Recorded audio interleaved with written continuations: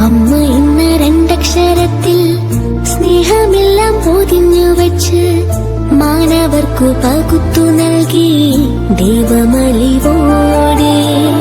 അമ്മ ഇന്ന രണ്ടക്ഷരത്തിൽ സ്നേഹമെല്ലാം പൊതിഞ്ഞു വച്ച് മാനവർക്കു പകുത്തു നൽകി ദൈവമലിവോടെ.